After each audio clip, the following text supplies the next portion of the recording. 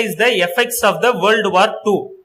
World war 2 அதாவது இரண்டாம் உலக போருடைய எஃபெக்ட்ஸ் விளைவுகள் என்ன, அதனால என்னென்னலாம் நடந்தது அதை அனலைஸ் பண்ண சொல்றாங்க, ஆராய சொல்றாங்க.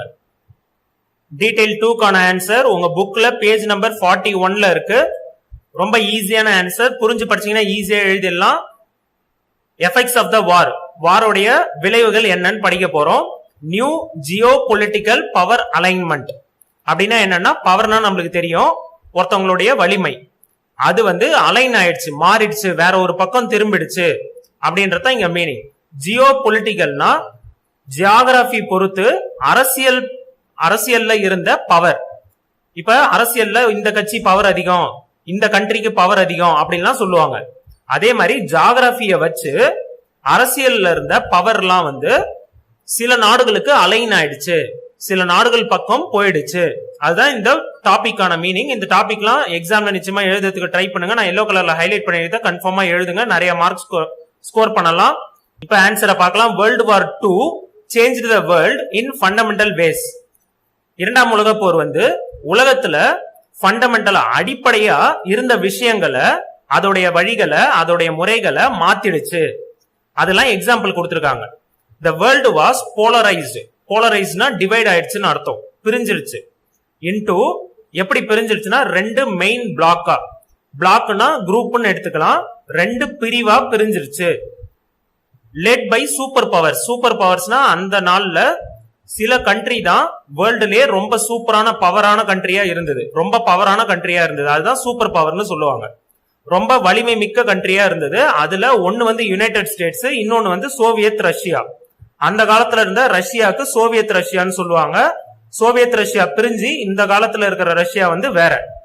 சோ சோவியத் ரஷ்யான்னா அந்த காலத்துல இருந்த ரஷ்யான்னு தெரிஞ்சுக்கிட்டா போதும். அந்த காலத்துல இருந்த யுனைடெட் ஸ்டேட்ஸும் சோவியத் ரஷ்யாவும் ரெண்டு பிரிவா செயல்பட்டாங்க.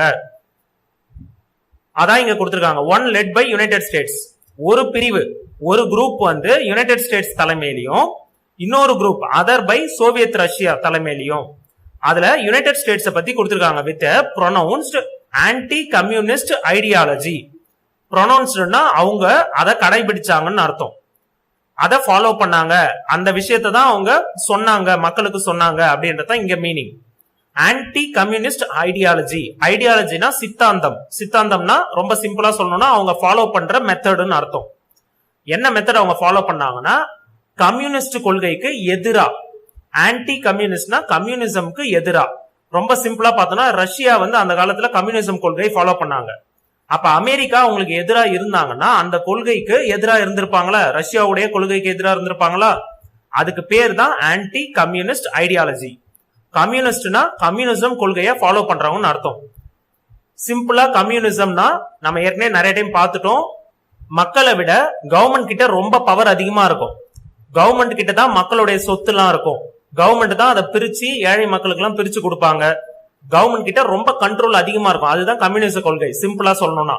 ஆன்டி கம்யூனிஸ்ட்னா கம்யூனிச கொள்கைக்கு எதிராக யுனைடெட் ஸ்டேட்ஸ் இருந்தாங்க, ரஷ்யா கம்யூனிசம் கொள்கையை ஃபாலோ பண்ணாங்க. புரிஞ்சிருக்கும்னு நினைக்கிறேன். இது நம்ம ஏற்கனவே நிறைய டைம் பார்த்துட்டோம். Europe was divided into 2. அதே போல யூரோப்ன்ற கான்டினென்ட்டும், ஐரோப்பா கண்டம் சொல்லுவாங்க, ஐரோப்பிய கண்டம், அது ரெண்டா பிரிஞ்சிருச்சு. எதன் அடிப்படையில பிரிஞ்சதுன்னா கம்யூனிச கொள்கையை சப்போர்ட் பண்றவங்க ஒரு பக்கமும், நான் கம்யூனிஸ்ட் கம்யூனிசத்தை ஃபாலோ பண்ணாத இன்னொரு பக்கமும் பிரிஞ்சுட்டாங்க. யூரோப்ன்ற கான்டினென்ட்டும் பிரிஞ்சிருச்சுன்னு சொல்றாங்க. உலகமே ரெண்டா பிரிஞ்சிருச்சு. ஒன்னு யுனைடெட் ஸ்டேட்ஸ் தலைமையிலையும், இன்னொன்னு ரஷ்யா தலைமையில. அதே போல இன்னும் குறிப்பா சொல்லணும்னா யூரோப்ல இருக்கிற அந்த யூரோப் கான்டினென்ட்ல இருக்கிற கண்ட்ரிஸ் எல்லாம் கம்யூனிஸ்ட் கொள்கை சம்பந்தமா ஒரு செட்டும், நான் கம்யூனிஸ்ட் சம்பந்தமா இன்னொரு செட்டும் ஃபார்ம் ஆயிடுச்சுன்னு சொல்லியிருக்காங்க. ரொம்ப ஈஸியான ஆன்சரு. இப்ப இது வரைக்கும் நம்ம படிச்சது உலகம் ரெண்டா பிரிஞ்சிருக்கு, யூரோப்பும் ரெண்டா பிரிஞ்சிருக்கு, கம்யூனிசம், நான் கம்யூனிசம் இல்ல ஆன்டி கம்யூனிசம். அவ்வளவுதான், ரொம்ப சிம்பிள். இத நியூனா புதிய, ஜியோகிராபி அடிப்படையில பொலிட்டிக்கல் பவர், அரசியலுக்கான பவர், யார் ஆட்சி பண்ணணும், உலகத்தை யார் ஆட்சி பண்ணணும்ன்றதுக்கான பவர் அலைன்மெண்ட் மாறிடுச்சு. இப்ப அமெரிக்கா ஒரு பக்கம், ரஷ்யா ஒரு பக்கம். இதை ஞாபகம் வச்சுக்கிட்டீங்கனாலே ஆன்சர் ஈஸியா எழுதிடலாம். Next nuclear proliferation. ப்ராலிஃபரேஷன்னா பரவுறதுன்னு அர்த்தம், இல்ல பெருகிறதுன்னு அர்த்தம், அதிகமாகுதுன்னு அர்த்தம். நியூக்ளியர்னா அணு ஆயுதம் சம்பந்தமான விஷயங்கள் அதிகமாச்சு. the United States and the Soviet Union. United States na America, Soviet Union na simply Russia, அந்த காலத்து Russia entered into a race to have more nuclear powered weapons. Entered into a race na நம்மளுக்கு தெரியும் போட்டி, competition அப்படின்லாம் சொல்லலாம். அதுல ரெண்டு பேரும் ஈடுபட்டாங்க, ஒரு போட்டி போட்டாங்க அப்படின்றதுதான் இங்க மீனிங். என்டர்ட்னா அவங்க ஆரம்பிச்சாங்க, கலந்துக்கினாங்க அப்படின்னு கூட சொல்லலாம். போட்டியா ரெண்டு பேரும் போட்டி போட ஆரம்பிச்சாங்க, அதுதான் சிம்பிளா. என்ன சம்பந்தமா போட்டி போட்டாங்கன்னா, யார் அதிகமா மோர் நியூக்ளியர் பவர்டு வெப்பன்ஸ், அணு ஆயுதம் சம்பந்தமான ஆயுதங்கள், அணு ஆயுதம் சம்பந்தமான ஆயுதங்களை யார் அதிகமா வச்சுக்கணும்ன்றதுதான் போட்டியே. நியூக்ளியர் பவர்டுனா அணு ஆயுதம் சம்பந்தமான அர்த்தம், வெப்பன்ஸ்னா ஆயுதங்கள் நம்மளுக்கு தெரியும். they built a large stockpile of such weapons. such weaponsனா அது போல வெப்பன்ஸ், அதுக்கான ஸ்டாக்பைல்னா அதை சேர்த்து வைக்கிறதுன்னு அர்த்தம். அதை நிறைய சேர்த்து வைக்க ஆரம்பிச்சாங்க, அதை ஸ்டோர் பண்ற இடம்னு சொல்லலாம். அதை பில்ட் பண்ணாங்க. ரொம்ப சிம்பிளா அணு ஆயுதங்களை அதிகமா உருவாக்க ஆரம்பிச்சாங்க, அதை ஸ்டோர் பண்ண ஆரம்பிச்சாங்கன்றதான் meaning. Britain and France also developed their own nuclear weapons. இவங்களை பார்த்துக்கின்னு பிரிட்டிஷ்காரங்களும் பிரான்ஸ்காரங்களும் அவங்களுடைய ஓன், தன்னுடைய ஓனாவே அவங்களாவே நியூக்ளியர் வெப்பனை, அவங்களும் அணு ஆயுதத்தை தயாரிக்க ஆரம்பிச்சாங்க, டெவலப் பண்ண ஆரம்பிச்சாங்க. countries began to devote large amount of resources in developing more and more powerful weapons. இது வரைக்கும் பார்ப்போம். countries நாடுகள்லாம் ஆரம்பிச்சாங்க, பிகினோட பாஸ்ட் டென்ஸ் ஆரம்பிச்சாங்க. to devoteனா ஈடுபட ஆரம்பிச்சாங்க. எதுல ஈடுபடுறாங்கன்னா, லார்ஜ் அமௌண்ட் ஆஃப் ரிசோர்சஸ், தங்களுடைய வளங்களை, தங்கள் நாட்டில் இருக்கிற செல்வங்கள் வளங்களை பவர்ஃபுல்லான வெப்பன்ஸ் எல்லாம் உருவாக்குறதுக்கு அதிகமா செலவழிக்க ஆரம்பிச்சாங்க. டிவோட்னா அதுக்காக அர்ப்பணித்தாங்கன்னு கூட சொல்லலாம். ரொம்ப சிம்பிளா அவங்க நாட்டில இருந்த பணம், காசு எல்லாம், அது சம்பந்தமான இரும்பு பொருள் எல்லாம் இருக்கும்ல, ரிசோர்சஸ், மனித ஆட்கள், அவங்க எல்லாரையுமே வெப்பன்ஸ உருவாக்குறதுக்காக, ரொம்ப பவர்ஃபுல்லான வெப்பன்ஸை உருவாக்குறதுக்காக அவங்கள ஈடுபடுத்திக்கிட்டாங்க. அந்த கண்ட்ரிலாம் ஈடுபடுத்திக்கிட்டாங்க.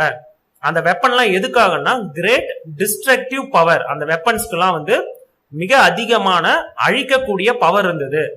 அந்த வெப்பன்ஸ்ல இப்ப ஆயிரக்கணக்கானவங்கள ஒரே நேரத்துல சாவடிக்க முடியும். அதுதான் டிஸ்ட்ரக்டிவ் பவர்னு அர்த்தம். டிஸ்ட்ரக்டிவ்னா அழிக்கக்கூடிய அப்படின்னு அர்த்தம்.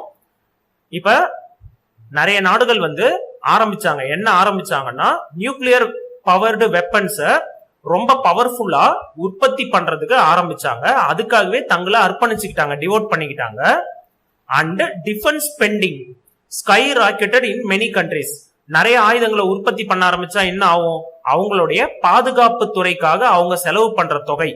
டிஃபென்ஸ் ஸ்பெண்டிங்னா, டிஃபென்ஸ்னா பாதுகாப்பு துறை, ஸ்பெண்டிங்னா அதுக்காக செலவு பண்றது, அது ஸ்கை ராக்கெட்டட், விண்ணை தொடும் அளவுக்கு ரொம்ப அதிகமாயிடுச்சு அப்படின்னு சொல்றாங்க. ராக்கெட் வானத்தை நோக்கி எப்படி போவோம், வேகமா போவோமா, அந்த மாதிரி இவங்க செலவு பண்ணது செலவு ரொம்ப அதிகமா பண்ணாங்க அப்படின்றதுக்கு இங்கிலீஷ்ல இது மாதிரி தான் சொல்லுவாங்க. இன் மெனி கண்ட்ரிஸ், நிறைய கண்ட்ரிஸ்ல இது மாதிரி பண்ணாங்க. இப்ப செகண்ட் பேராகிராஃப் ரொம்ப சிம்பிள். அணு ஆயுதம் தயார் பண்ண ஆரம்பிச்சாங்க அமெரிக்கா, ரஷ்யா, அதாவது சோவியத் யூனியனும் தயார் பண்ணாங்க. இவங்களை பார்த்து பிரிட்டனும் பிரான்ஸும் தயார் பண்ணாங்க. இது மட்டும் இல்லாம நிறைய கண்ட்ரிஸ் தங்க நாட்டுல இருந்த எல்லா வளங்கள், ரிசோர்ஸையுமே அதுக்காகவே செலவு பண்ண ஆரம்பிச்சாங்க.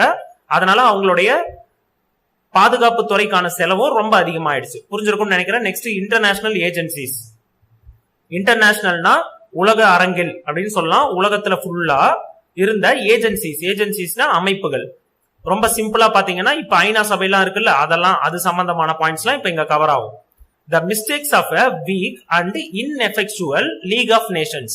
League of Nations நம்மளுக்கு ஏற்கனவே தெரியும். World War I முடிவுல League of Nations ஆரம்பிச்சாங்க. World War II முடிவுல யுனைடெட் நேஷன்ஸ் ஆரம்பிச்சாங்க, அதாவது ஐநா சபை. யுனைடெட் நேஷன்ஸ்னா ஐநா சபை இப்பயும் இருக்கு. லீக் ஆஃப் நேஷன்ஸ்ன்றது முதல் உலக போருக்கு அப்புறம் ஆரம்பிச்சாங்க. ஆனா அதுல உள்ள மிஸ்டேக்ஸ்னாலையும் அது தன்னால செயல்பட முடியல. இன்எஃபெக்டிவ்னா அதால இயலல அப்படின்னு அர்த்தம். அது என்ன பண்ணணும்னு விரும்பினாங்களோ, அந்த லீக் ஆஃப் நேஷன் என்ன பண்ணணும், அது எதுக்காக ஆரம்பிச்சாங்கன்னு நம்மளுக்கு நல்லாவே தெரியும். உலக அமைதிக்காக, இன்னொரு உலக போர் வரக்கூடாதுன்றதுக்கு தான் லீக் ஆஃப் நேஷனே ஆரம்பிச்சாங்க. ஆனா இரண்டாம் உலக போர் முதல் உலக போருக்கு அப்புறம் வந்துருச்சு. அப்ப இதோடைய உபயோகமே இல்லாம போச்சா, அதை தான் இங்க கொடுத்திருக்காங்க. அத வேர் நாட் ரிப்பீட்டட், அதை இரண்டாம் உலக போருக்கு அப்புறம் ரிப்பீட் பண்ணக்கூடாது அப்படின்னு ஒரு முடிவா இருந்தாங்க. மெனி இன்டர்நேஷனல் ஏஜென்சிஸ், நிறைய உலகம் சம்பந்தமான நிறுவனங்கள் இல்ல அமைப்புகள் வந்து இன் பர்டிகுலர் அதுல எதெல்லாம் சொல்லலாம்னா யுனைடெட் நேஷன்ஸ் ஐநா சபை, வேர்ல்டு பேங்க் உலக வங்கி, இன்டர்நேஷனல் மானிட்டரி ஃபண்ட். இது சிம்பிளா என்னன்னா உலக அளவுல காசு சம்பந்தமான ஃபண்ட்னா இன்டர்நேஷனல் மானிட்டரி ஃபண்ட்னா இது ஒரு அமைப்பு, இது ஒரு ஆர்கனைசேஷன். இவங்க என்ன பண்ணுவாங்கன்னா காசு சம்பந்தமா உலகத்துல உள்ள பொருளாதாரத்தை ஸ்டேபிளா வச்சுக்கிறது தான் இவங்களுடைய வேலை. உலகத்துல இன்டர்நேஷனல் மானிட்டரினா காசு சம்பந்தமான ஃபண்டுனா அந்த நிதியம்னு சொல்லுவாங்க. அவங்க ஒரு ஆபீஸ், அது ஒரு ஆபீஸ். அவங்க என்ன பண்ணுவாங்கன்னா உலகத்துல பொருளாதாரம் வந்து உலக பொருளாதாரம், இப்ப ஒரு நாடை பத்தி இல்ல, இது உலக பொருளாதாரத்தை கரெக்டா வச்சுக்கிற ஒரு அமைப்பு. இப்ப இந்த அமைப்புலாம் கேம் இன்டு எக்ஸிஸ்டன்ஸ், அதெல்லாம் ஆரம்பிக்கப்பட்டது. அது எதுக்கெல்லாம் ஆரம்பிக்கப்பட்டதுன்னு நம்மளுக்கு தெரியும். ஏன்னா லீக் ஆஃப் நேஷன்ஸ் வந்து தோல்வி அடைஞ்சிருச்சு. இரண்டாம் உலக போருக்கு அப்புறம் அமைதியை கொண்டு வரணும், உலகத்தை பாதுகாக்கணும் அப்படின்றதுக்காகலாம் இந்த ஆர்கனைசேஷன்லாம் ஆரம்பிக்கிறாங்க. இதை ஆரம்பிச்சது வந்து எல்லாருக்கும் என்ன கொடுத்ததுன்னா providing a forum for countries, நாடுகளுக்கு, உலகத்துல இருக்கிற நாடுகளுக்கெல்லாம், அது லார்ஜாவும் இருக்கலாம், பெரிய கண்ட்ரியாவும் இருக்கலாம், ஸ்மாலாவும் இருக்கலாம், சின்ன கண்ட்ரியாவும் இருக்கலாம். அவங்க எல்லாரும் பேசுறதுக்கான ஒரு இடம், ஒரு அமைப்பா, ஒரு மேடையா, ஒரு ஃபாரம்னா பேசும் இடம்னு அர்த்தம். அதை வந்து ஒரு ஆடிட்டோரியம்னு சொல்லலாம், ஒரு பேசுற இடம், மாநாடு, எது வேணாலும் சொல்லலாம். அவங்களுக்கு ஒரு வாய்ப்பு கொடுக்கறது, பேசுறதுக்கு ஒரு வாய்ப்பு கொடுக்கறது, தன்னுடைய கருத்துக்களை பகிர்ந்துக்கிறதுக்கு ஒரு வாய்ப்பு கொடுக்கறது. அது சின்ன கண்ட்ரியா இருந்தாலும் அவங்களுக்கு வாய்ப்பு கொடுத்தாங்கன்றதான் இங்க மீனிங். இப்ப இதுவே பாத்தீங்கன்னா லீக் ஆஃப் நேஷன்லாம் பாத்தீங்கன்னா யாரு ஜெயிச்சாங்களோ, முதல் உலக போர்ல யாரு ஜெயிச்சாங்களோ அவங்களுக்கு தான் பவர் அதிகமா இருந்து அவங்க தான் தங்களுடைய கருத்துக்கள்லாம் ஷேர் பண்ணிக்க முடியும். ஆனா இந்த பிரச்சனை வந்து அடுத்து ரிப்பீட் ஆகக்கூடாது. பவர்ல யார் இருக்காங்களோ அவங்க மட்டும் பேசக்கூடாது. எல்லா கண்ட்ரியும், சின்ன கண்ட்ரியோ பெரிய கண்ட்ரியோ, எல்லாருக்குமே பவரை வந்து கொடுக்கணும், பேசுற பவரை கொடுக்கணும். அதுக்காக தான் இது மாதிரி அமைப்புகள்லாம் அதுக்கப்புறம் ஆரம்பிச்சாங்க. இரண்டாம் உலக போருக்கு அப்புறம் ஆரம்பிச்சு எல்லாருக்கும் ஒரு பேசுற வாய்ப்பை கொடுத்தாங்க, தங்களுடைய கருத்துக்களை சொல்றதுக்கான ஒரு வாய்ப்பை கொடுத்தாங்கன்னு சொல்றாங்க. Next, in addition to this, இது மட்டும் இல்லாமல் இப்ப நம்ம மேலெல்லாம் பார்த்தோம்ல, அந்த மேஜர் சேஞ்சஸ், முக்கியமான மாற்றங்கள் மட்டும் இல்லாம other important social and economic changes, மற்ற முக்கியமான இம்பார்ட்டன்ட் சோசியல்னா சமூகம் சம்பந்தமான, சொசைட்டி சம்பந்தமானவும், எக்கனாமிக் பொருளாதாரம் காசு சம்பந்தமானவும் நிறைய மாற்றங்கள் ஏற்பட்டுச்சு. எங்கன்னா இந்த போஸ்ட் வார் வேர்ல்டு அப்படின்னா ரொம்ப சிம்பிளா உலகத்துல இரண்டாம் உலக போருக்கு அப்புறம், போஸ்ட் வார்னா வாருக்கு அப்புறம், போருக்கு அப்புறம், எந்த போரை பத்தி நம்ம இப்ப பார்த்துட்டு இருக்கோம், இரண்டாம் உலக போர். அப்ப இரண்டாம் உலக போருக்கு அப்புறம்னு அர்த்தம். அந்த சமயத்துல நம்ம மேல பார்த்த சேஞ்சஸ் மட்டும், மாற்றங்கள் மட்டும் உலகத்துல நடக்கல, இன்னும் நிறைய நடந்தது சமூகத்திலையும் பொருளாதாரத்திலையும். அதுதான் அடுத்து பார்க்க போறோம். Colonial powers were forced to give an independence to former colonies in a process of decolonisation. இந்த டீகாலனைசேஷன் வார்த்தை நம்ம நிறைய டைம் பார்த்துட்டோம். டீகாலனைசேஷன்னா காலனிஸை விட்டு, பிரிட்டிஷ் போன்ற கண்ட்ரிஸ் வந்து இந்தியா போன்ற காலனிஸை விட்டு வெளியே அவங்க ஊருக்கே போயிட்டாங்க. அதுக்கு பேரு டீகாலனைசேஷன். காலனைசேஷன்னா காலனி எல்லாம் வந்து பிடிக்கிறது. இப்ப இந்தியா போல நாடுகளை பிரிட்டிஷ் வந்து பிடிச்சதுக்கு பேரு காலனைசேஷன். டீகாலனைசேஷன் அதுக்கு ஆப்போசிட், இந்தியாவை விட்டு அவங்க வெளியே போறது. அந்த ப்ராசஸ், அந்த முறைய இரண்டாம் உலக போருக்கு அப்புறம், அந்த போருக்கு அப்புறம் கலோனியல் பவர்ஸ், அதாவது பிரிட்டிஷ் போன்ற நாடுகள்லாம் ஃபோர்ஸ்டு, அவங்கெல்லாம் வந்து ரொம்ப வற்புறுத்தப்பட்டாங்க. ஏன்னா அவங்கலாம் உலக போர்ல ரொம்ப வந்து தோத்துட்டாங்க, இல்ல ரொம்ப அவங்க பக்கம் வந்து ரொம்ப லாஸ், நிறைய பேர் இறந்துட்டாங்க, ரொம்ப காசு செலவழிச்சிட்டாங்க. அப்ப பிரிட்டிஷ்காரங்களோட மக்களே அவங்க ஊர்லயே வந்து எதிர்ப்பு அதிகமா கிளம்பிச்சு. நம்ம நாட்டை நீங்க பாருங்க, ஏன் வந்து இந்தியா போன்ற நாடுகள்லாம் பாக்குறீங்க அப்படின்னு அவங்க வந்து ரொம்ப ஃபோர்ஸ் பண்ணப்பட்டதுனால, அந்த கவர்மெண்ட்லாம், பிரிட்டிஷ் கவர்மெண்ட்லாம் ரொம்ப ஃபோர்ஸ் பண்ணப்பட்டதுனால அவங்க இந்தியா போன்ற நாடுகளுக்கு, காலனிஸ்னா இந்தியா, சவுத் ஆப்பிரிக்கா, அதெல்லாம் காலனிஸ், அந்த ஃபார்மர்னா முன்னாடி காலனியா இருந்தவங்களுக்கெல்லாம் இண்டிபெண்டன்ஸ் கொடுக்க ஆரம்பிச்சுட்டாங்க. டு கிவ்னா கொடுக்கறது, இண்டிபெண்டன்ஸ்னா சுதந்திரம் கொடுக்க ஆரம்பிச்சுட்டாங்க. ரொம்ப சிம்பிளா இரண்டாம் உலக போருக்கு அப்புறம் யார் யாரெல்லாம் மற்ற நாடை பிடிச்சு வச்சிருந்தாங்களோ அவங்கலாம் அந்த நாடுகள்லாம் விட்டு தங்கள் நாடுக்கே போக ஆரம்பிச்சிட்டாங்கன்றதுதான் மீனிங். அந்த நாட்டுக்கு சுதந்திரமே கொடுத்துட்டு போக ஆரம்பிச்சுட்டாங்க. அதுல ஃபர்ஸ்ட் ரொம்ப முக்கியமானது, India was the first to achieve independence. அது போல உலகத்திலேயே முதல்ல டீகாலனைசேஷன் நடந்த இடம் வந்து இந்தியா தான். அச்சீவ்னா அது அடைஞ்சதுன்னு அர்த்தம். இண்டிபெண்டன்ஸ்னா சுதந்திரம் அடைஞ்சது முதல்ல இந்தியா தான்.